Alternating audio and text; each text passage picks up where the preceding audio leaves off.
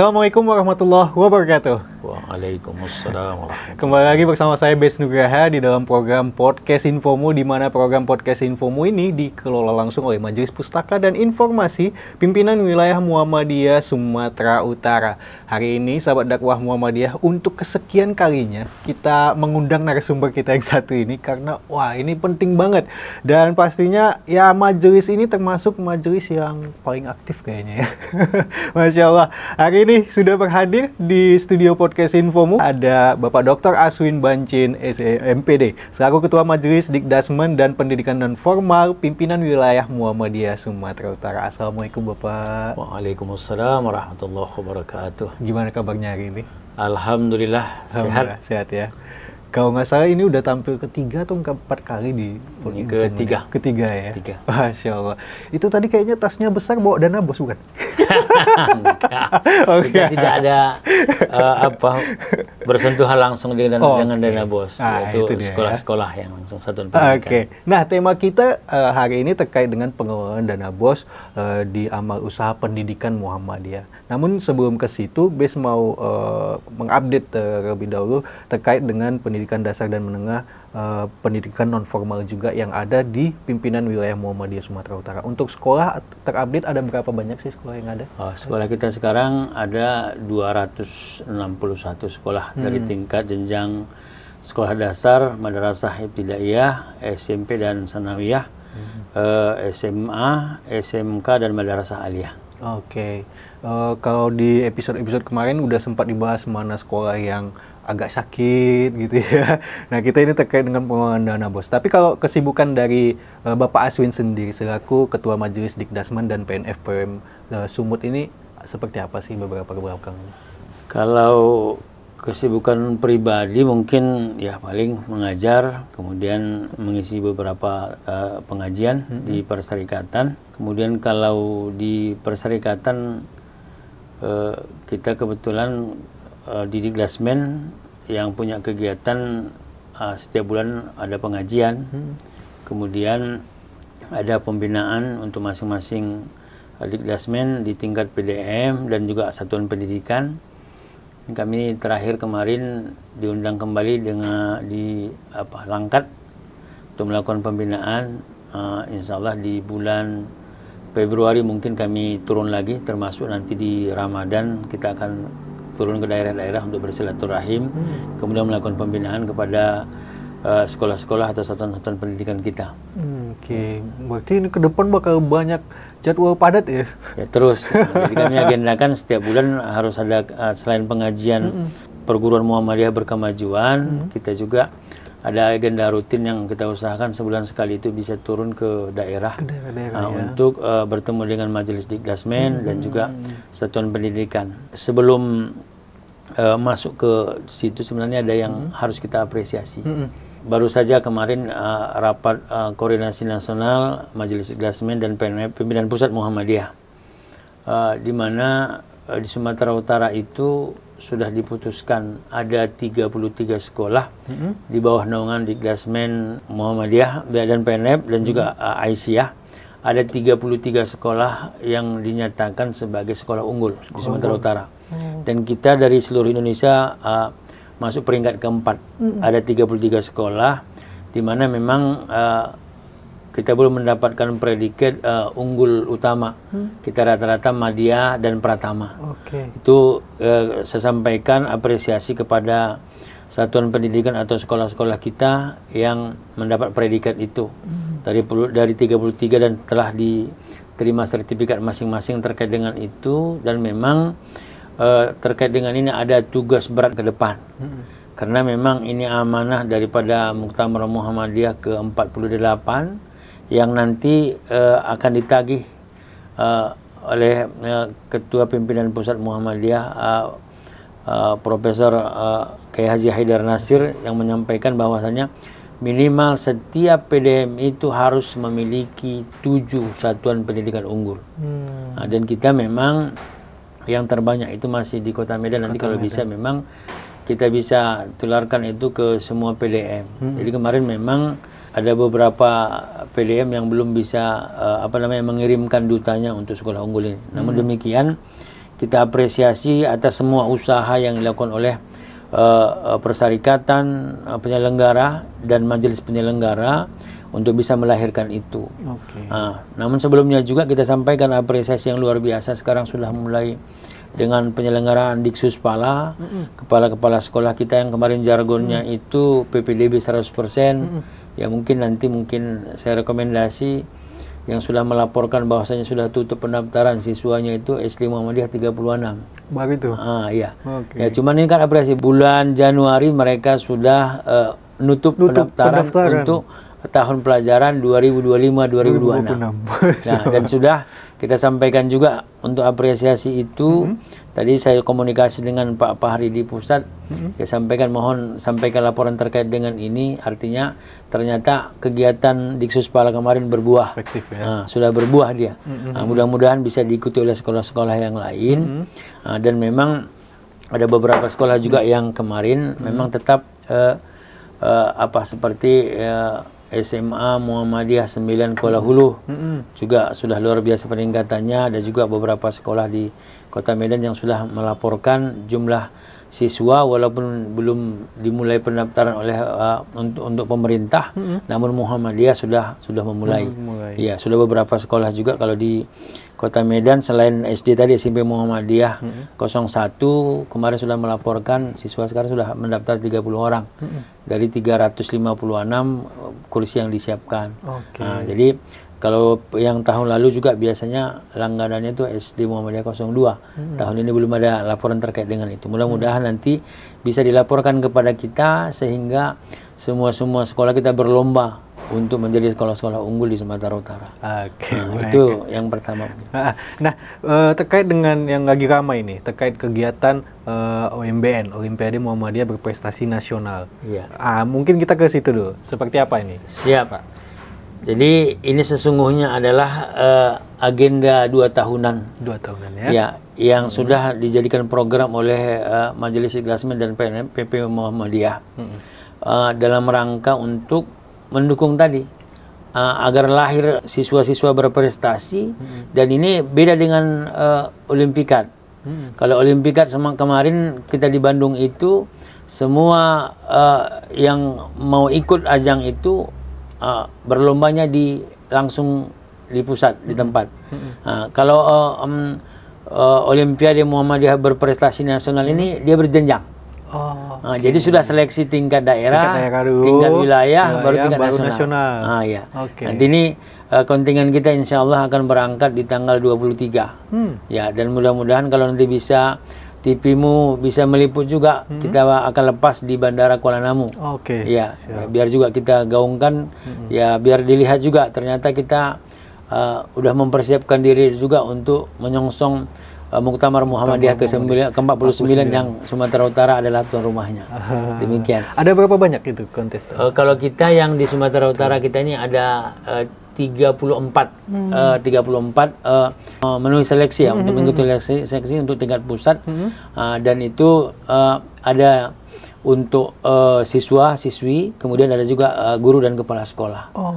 Jadi memang ajang ini diperuntukkan atau dibuat untuk melahirkan siswa, guru, yang berprestasi dan berkarakter, ya. Kemudian berkemajuan sebagai yang senantiasa kita sampaikan, ya, pendidikan atau perguruan Muhammadiyah berkemajuan. Demikian. Berarti ada sekitar 34 nanti di tanggal 23 Januari. Januari ini berarti ya. Berangkat ke Semarang. Ke Semarang. Iya, ke Semarang. Berarti ini udah tingkat nasionalnya berarti ya? Iya, ini ajang nasional. Seleksi ya. Ketika proses seleksi dari tingkat mungkin daerah, wilayah, itu prosesnya seperti apa sih, Pak? Kita kemarin yang di awal itu ketika untuk seleksi wilayah ya, kalau karena di daerah kan dia berjenjang ya. Tingkat wilayah kemarin kita kirim ada 90 peserta dari Sumatera Utara dan dinyatakan tadi setelah seleksi tingkat wilayah, maka yang dikatakan lolos untuk tingkat nasional ada 34. Ya, yang diikuti oleh siswa-siswi, guru dan kepala sekolah. Itu ada ujian-ujiannya juga berarti? Ada. Dia kemarin yang kemarin kan masih berbasis daring. Nanti yang ke depan itu kan langsung dia. Ya. Jadi kalau di sana udah face to face, sudah langsung akan berbaur dan bertemu dengan seluruh kontingen terbaik dari masing-masing tingkat wilayah atau provinsi di Indonesia. Oke, mudah-mudahan membawa hasil yang maksimal nanti ya untuk Sumatera Utara. Oke, kita beralih ke topik yang selanjutnya terkait dengan pengelolaan dana BOS untuk amal usaha pendidikan Muhammadiyah. Nah, itu seperti apa sih Pak? Dana BOS ini memang kalau ditanya ya kita di Muhammadiyah selain SPP dengan hadirnya dana bantuan operasional sekolah ini ya, luar biasa sangat membantu kita. Sehingga mungkin dana yang kita peroleh dari SPP bisa kita gunakan untuk pengembangan sekolah. Ya. Namun ada informasi beberapa tahun terakhir dalam hal pengelolaan itu ada beberapa sekolah yang inspektorat itu turun. Jadi kita berharap dengan kegiatan pelatihan ini agar seluruh sekolah di lingkungan Perserikatan Muhammadiyah, di lingkungan Dikdasmen dan PNM terutama di Sumatera Utara bisa terhindar dari hal yang jangan sempatlah didatangi inspektorat, berarti itu kan memberikan nilai yang negatif bagi kita. Nilai amanah yang selama ini melekat pada sekolah-sekolah Muhammadiyah kita itu kalau sempat diturun inspektorat kan sudah ada catatannya. Ya untuk itu memang kita mau ada pengelolaan transparansi dan akuntabilitas harus bisa dipertanggungjawabkan oleh sekolah-sekolah itu. Nah, dalam rangka itu makanya Pak Basir selaku Korbid yang juga Kabid SMA ya, Dinas Pendidikan Provinsi Sumatera Utara menghendaki kita laksanakan, dan memang langkah awal itu diperuntukkan yang langsung kan pembina langsung tingkat SLTA itu adalah PWM ya, Dikdasmen PWM dan PNM dan PM. Makanya insya Allah di hari Sabtu yang akan datang itu tanggal 18 kita akan laksanakan pelatihan yang insya Allah direncanakan itu diikuti 150 peserta. Ya, meliputi kepala sekolah, bendahara dan juga ketua Dikdasmen penyelenggara. Iya. Jadi memang kita harapkan dengan mengikutkan ketua Dikdasmen penyelenggara akan tahu sebenarnya bagaimana pengelolaan dana BOS yang sesungguhnya. Kan gitu. Sesuai dengan SOP yang telah dibuat oleh pemerintah terkait dengan pengelolaan dana BOS itu. Artinya transparansi dan akuntabilitas itu memang perlu kita jaga bersama. Jadi dengan melibatkan tadi kita bilang kita sampaikan Dikdasmen juga turun serta di sana, dia tahu nanti sebenarnya yang nanti semua itu diawali atau dimulai daripada penyusunan rencana kegiatan dan anggaran sekolah kan di situ ya. Jangan sampai ada terjadi pula misalnya satu kegiatan dua mata anggaran dari mana, dana BOS misalnya, kemudian dari SPP juga kan terdapat, seharusnya nggak boleh kan. Jangan sempat terjadi seperti itu. Jadi kita memang dalam rangka akuntabilitas kemudian transparansi lah di lingkungan Perserikatan Muhammadiyah. Dan ini memang agar paham semua lah ya baik di tingkat majelis dan di tingkat satuan pendidikan. Memang masih ada variasi nih Pak. Ada yang dana BOS itu diserahkan dikelola oleh sekolah langsung. Memang kalau secara aturan kan memang sekolah yang mengelola itu. Namun memang harus tetap ada pengawasan dari majelis dan perserikatan penyelenggara. Itu dia. Nah, dalam rangka itulah makanya kita laksanakan kegiatan hari Sabtu itu. Mudah-mudahan sehari penuh itu bisa memberikan pemahaman kepada seluruh kepala sekolah, bendahara dan juga majelis. Ya, insya Allah kita mulai nanti pukul 8 dan kita akhiri sampai dengan pukul 16. Nanti di mana diselenggarakan? Nah, diselenggarakan di Aula Pimpinan Wilayah Muhammadiyah Sumatera Utara. Untuk pesertanya 150 orang nanti. Materi-materi yang mengisi itu dari mana saja nanti? Dari inspektorat dan juga Kabid SMA. Mungkin nanti acara akan kami sudah sampaikan ke wilayah untuk dibuka oleh Bapak Ketua Pimpinan Wilayah Muhammadiyah Sumatera Utara. Oke, baik. Masih banyak lagi pertanyaan-pertanyaan yang ingin Bes sampaikan terkait dengan tema kita hari ini. Namun sepertinya kita break dulu ya Pak ya. Jadi buat sahabat dakwah Muhammadiyah jangan kemana-mana dulu dan pastikan kamu sudah subscribe, like, komen, dan share YouTube channel kita Muhammadiyah Sumut Channel. Kita break sejenak. To advance the universe is the spirit of Muhammadiyah. UMSU was built with that spirit, building civilization by science and technology. We are a part of universities groups under Muhammadiyah organization in Indonesia. Welcome to the Central of Intellectual Excellence, where dreams fly and futures are forward.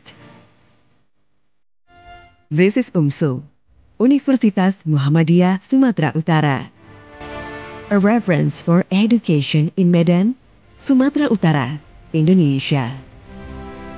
We believe in creating the golden generation is not only by fostering intelligence, but also improving the leadership qualities on students. Integrating the development of knowledge and technology through the spirit of Islam and Muhammadiyah. We are an excellent university. UMSU is dedicated community to empowering minds and enriching lives. Providing innovation and technological development by research and community service based on spirit of efforts to realize Sustainable Development Goals or SDGs. Education is developed by supporting and encouraging students' innovation or creativity until the world known. UMSU has provided me with not just an education, ولكن شعور بالهدف والانتماء. เป็นที่ที่ฉันได้พบความหลงใหลและเพิ่มทักษะความสามารถของฉัน preparing me for a meaningful career and fulfilling life. UMSU continues to build cooperation at national and global levels to respond to the challenges of society. Join us at UMSU, Universitas Muhammadiyah Sumatera Utara. Together, we build a brighter future for the next generations. UMSU, excellent, smart, trusted. Baik sahabat dakwah Muhammadiyah, masih bersama saya Bes Nugraha dan narasumber kita ada Bapak Dr. Aswin Bancin SEMPD selaku Ketua Majelis Pendidikan Dasar dan Menengah serta Pendidikan Non-Formal Pimpinan Wilayah Muhammadiyah Sumatera Utara. Kita lanjutkan lagi ya Pak perbincangan kita. Nah, terkait dengan 7 kebiasaan anak Indonesia hebat yang sudah digaungkan oleh Menteri Pendidikan Dasar dan Menengah yang sangat luar biasa. Untuk Sumatera Utara sendiri seperti apa sih yang sudah diterapkan 7 kebiasaan anak Indonesia hebat ini Pak? Ya, yang pertama kita sambut baik program yang dicanangkan oleh Menteri Pendidikan Dasar dan Menengah terkait dengan 7 kebiasaan anak Indonesia hebat. Dan memang saya yakin dan percaya ini lahir bukan ujub-ujub dia, namun dengan pemikiran yang mendalam dan melihat situasi dan kondisi pelajar kita sekarang. Sudah dilakukan mungkin riset terkait dengan itu. Jadi memang kalau kita lihat anak-anak sekarang bangun paginya lambat, kemudian tidurnya lama juga, iya semuanya iya. Kemudian diajak ke masjid, payah misalnya untuk melaksanakan ibadah, kemudian makan juga sembarangan, kan gitu semuanya. Jadi saya melihat apa yang dicanangkan oleh Pak Menteri Pendidikan Dasar dan Menengah ini luar biasa. Dan memang kalau kita sebagai warga persyarikatan, menurut hemat saja itu ruhnya lahir daripada pendidikan Muhammadiyah. Jadi memang untuk melahirkan anak Indonesia yang sehat, unggul dan berkarakter. yang terakhir itu kan memang kalau di Muhammadiyah itu biasanya yang di depan itu akhlakul karimah, karakter kan gitu. Jadi memang berdasarkan apa yang kita lihat di lapangan sekarang, yang pertama itu dia bangun pagi. Nah, yang satu bangun pagi. Nah, jadi memang luar biasa untuk mensosialisasikan, sudah ada buat lagu, senam dan sebagainya kan ya. Yang pertama bangun pagi, dan ini memang kalau kita bandingkan dengan generasi-generasi terdahulu, ya memang ada proses pembiasaan untuk anak-anak untuk jam 4:30 sudah bangun. Mau puasa atau tidak puasa sudah biasanya bangun kan itu. Dan memang kalau sudah kita terbiasa bangun pagi, pasti nanti nggak telat semuanya. Nah, dan memang 7 kebiasaan ini sudah kita sampaikan. Kalau saya setiap datang untuk mengisi kegiatan, malah kadang-kadang kita tanya langsung, sebutkan 7 kebiasaan anak Indonesia hebat, yang hafal kita kasih hadiah gitu. Nah, ini sudah mulai tersosialisasi kepada sekolah-sekolah ditambah dengan senam-senam. Jadi yang 7 itu, yang pertama tadi itu bangun pagi, yang kedua taat beribadah, kemudian yang ketiga rajin berolahraga, yang keempat gemar belajar, kemudian yang kelima makan sehat dan bergizi. Yang ini memang yang khusus yang kelima ini, ya kita dukung program Presiden Prabowo Subianto ini terkait dengan pemberian makan bergizi. Kalau di zaman-zaman kita dulu yang mungkin berusia 50 sekarang atau sebelumnya 4 sehat 5 sempurna. Tapi sekarang ini memberikan makan sehat dan bergizi dan penting. Dan memang ini juga penting untuk di sekolah kita masing-masing untuk memberikan pengawasan yang luar biasa kepada kantin-kantin sekolah kita. Ya kalau bisa sekarang, apalagi kan Muhammadiyah sekarang punya halal center ya. Untuk kantin-kantin kita itu biar lebih teruji, dia perlu juga perlu sertifikasi itu ya untuk sekolah-sekolah kita. Nah, dan memang makanan sehat dan bergizi itu penting. Untuk apa? Sehingga anak-anak sehat. Kalau anak-anak sehat berarti bagaimana? Semakin cerdas, semakin pintar, dan semua aktivitas bisa diikuti dan kegiatan baik proses pembelajaran maupun ekskul kan seperti itu. Baru berikutnya bermasyarakat. Dan ini salah satunya kalau kita di Muhammadiyah ya sangat kita sarankan aktif di IPM. Kemudian aktif di mana? Tapak suci, HW dan sebagainya. Kemana nanti mereka turun di masyarakat, turun ke ranting dan cabang, kan itu diaktifkan. Jadi memang kita beruntunglah sebagai warga perserikatan, orang-orang tua founding father Muhammadiyah tahu betul dia kan dengan itu. Sangat relevan dengan apa yang tujuan daripada pendidikan Muhammadiyah itu sendiri. Kan itu dia. Jadi ya bermasyarakat. Dan yang terakhir itu ini ada yang bilang tidur cepat, karena istirahat yang cukup katanya. Malah saya bilang yang nomor 7 itu memang penting. Cepat tidurnya pasti cepat bangunnya. Termasuk ada yang sekolah-sekolah sekarang kita anjurkan untuk kalau bisa tidur siang. Kalau dalam konteks sunnahnya kailulah kayaknya. Tidur siang itu memang malah saya ada informasi ada beberapa sekolah yang juga walaupun di luar kalangan persyarikatan Islam sudah juga mengamalkan ini. Ternyata tidur siang itu sangat bagus. Nah, itu mungkin. Jadi mungkin bagaimana mengkemasnya terkait dengan itu ya kita serahkan kepada sekolah masing-masing kan gitu. Jangan pula terlalu panjang tidur siangnya, lewat pula nggak tercapai pembelajarannya kan gitu. Nah, jadi kalau saya baca literatur, tidur siang itu antara 10 sampai 40 menit. Nah, itu dia saya baca dulu ada di sunnahnya katanya tidurnya antara 10 sampai 40 menit. Kalau lewat katanya payah tidur malam atau insomnia ya itu pula jadinya. Baik, jadi pada dasarnya Dikdasmen dan PNFPM Sumut itu memberi himbauan kepada sekolah-sekolah kita sosialisasikan itu ya. Termasuk sekarang senam kemarin bagi sekolah-sekolah yang sudah silahkan divideokan, akan kita kirim ke grup Dikdasmen PP Muhammadiyah untuk mensosialisasikan senam anak Indonesia hebat nih. Luar biasa kita sambut ya. Memang harus dan kita mulai dari termasuk keluarga kita masing-masing. Ibda bin nafsin diri sendiri. Kemudian untuk apa? Makanya selaras dengan itu sering saya sampaikan mungkin ke beberapa satuan pendidikan dan sekolah kita, ya kan? Untuk giat berolahraga sesungguhnya kita bisa ikut tapak suci, kan sudah luar biasa itu. Makanya memang kalau dimungkinkan aktif di HW kan gitu dia. Nah, jadi yang hal seperti itu aktif. Kalau tadi untuk bermasyarakat misalnya aktif di IPM, kan gitu dia. Jadi apa semua. Jadi kalau memang saya lebih mungkin sering menyampaikan ini pendapat sendiri ya, bukan tidak misalnya ada keberpihakan terhadap saya. Memang tapak suci itu menurut hemat saya sekarang sangat penting. Kalau bisa dimulai dari pendidikan dasar. Kenapa? Setelah saya baca-baca literatur dan ternyata selain sudah menghasilkan misalnya dari silat itu atlet berprestasi internasional, tapi dia sudah olahraga, prestasi, kemudian seni, kemudian bela diri. Iya. Jadi ini laki-laki dan perempuan memang sangat penting di situ. Jadi memang silahkanlah mungkin bagaimana berkoordinasi sekolah kita dengan terutama olahraga tadi untuk mensinkronkan poin ketiga.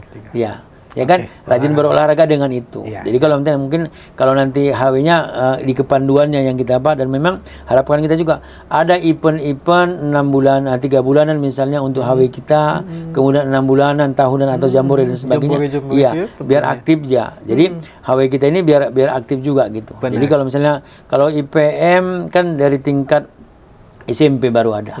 Dan harapan kita kita mengusulkan agar bisa kerjasama dengan MPK SDI. Nanti bagaimana ada mungkin sekolah-sekolah sudah menyarankan ketika taman SLTA itu dengan mengikuti mungkin perkaderan dari tingkat SD, nanti SMP dan sebagainya, ketika tamat sudah berusia 17 tahun, yang sudah melampaui perkaderan kalau bisa dapat kartu Muhammadiyah langsung.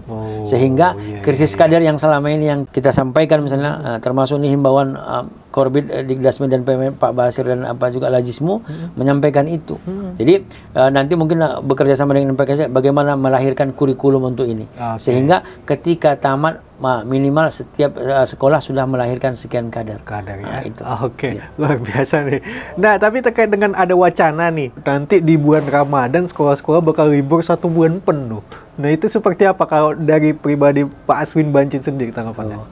Kalau saya kalau selama ini yang berjalan menurut hemat saya sudah baik. Sudah efektif, ya. Artinya libur sepekan pertama itu digunakan untuk pesantren kilat dan ini sudah dilaksanakan.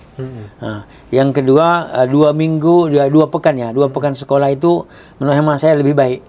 Ya, selain mungkin tidak mengganggu kondusivitas di masing-masing rumah karena tidak ada kegiatan dan sebagainya dari mulai pagi dan sebagainya, ya malah kurang efektif menurut hemat saya.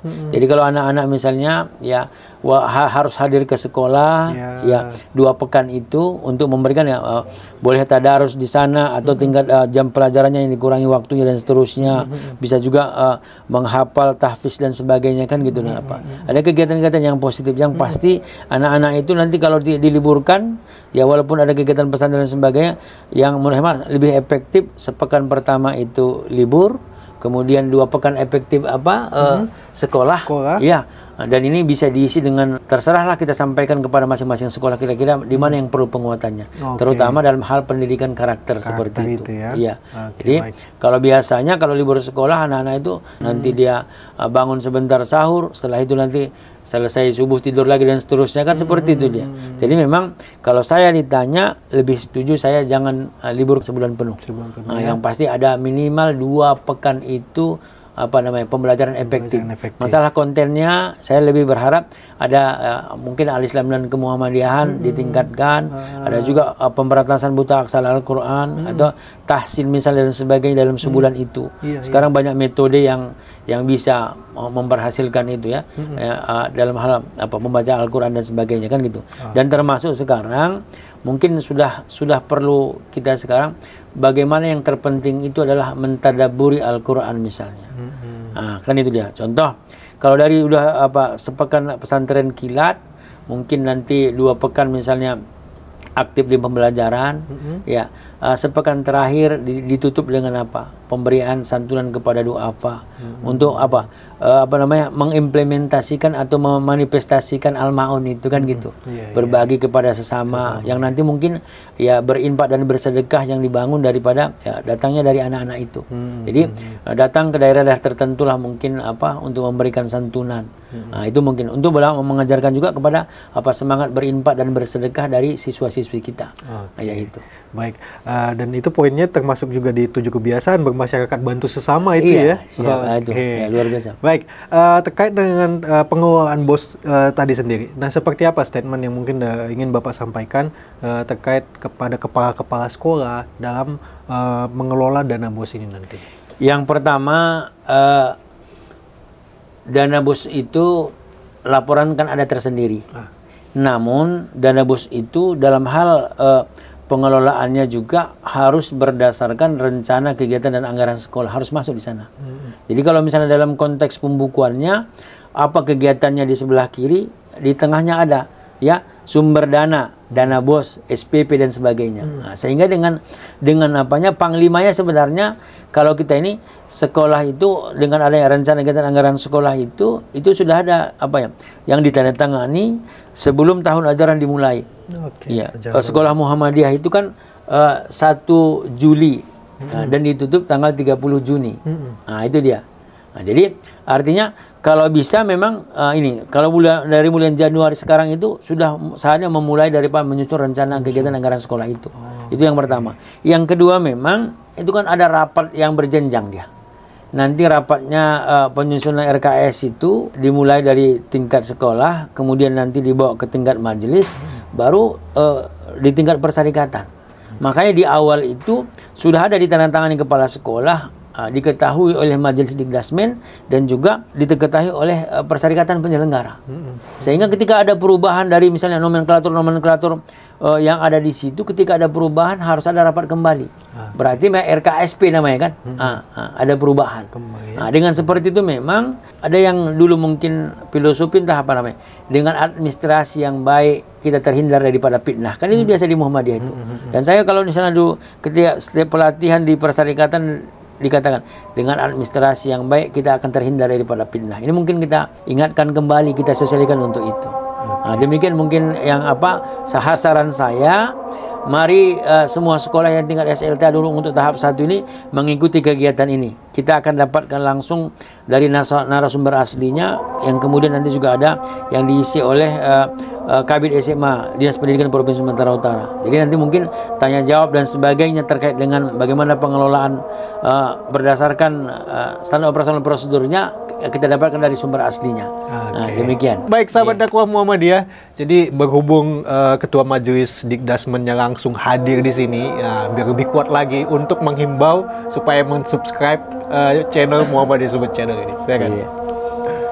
Saya Dr. Rasin Bancin SMPD, Ketua Majelis Dikdasmen dan PNF Pimpinan Wilayah Muhammadiyah Sumatera Utara, mengajak kepala sekolah, kemudian seluruh guru dan siswa-siswi sekolah Muhammadiyah untuk mensubscribe media sosial kita ini agar tumbuh dan berkembang lebih luas lagi, sehingga bisa memiliki rating yang luar biasa, sehingga bisa diperhitungkan terutama di tingkat Sumatera Utara dan nasional. Ya, mudah-mudahan tetap berkembang media sosial kita ini. Mari kita dukung bersama. Demikian, Assalamualaikum warahmatullahi wabarakatuh. Waalaikumsalam. Terima kasih Pak atas waktunya. Sukses terus untuk Majelis Dikdasmen dan PNF PWM Sumatera Utara. Amin. Assalamualaikum warahmatullahi wabarakatuh. Luar biasa sahabat dakwah Muhammadiyah, perbincangan kita di hari ini bersama Bapak Dr. Aswin Bancin MPD selaku Ketua Majelis Dikdasmen dan PNF Pimpinan Wilayah Muhammadiyah Sumatera Utara. Terima kasih Bapak atas kehadirannya. Mudah-mudahan sukses untuk acara pelatihan nanti tanggal 18 dan untuk para peserta-peserta yang akan mengikuti Olimpiade nanti, mudah-mudahan mengharumkan nama untuk Sumatera Utara. Terima kasih atas waktunya. Wassalamualaikum warahmatullahi wabarakatuh. Salam.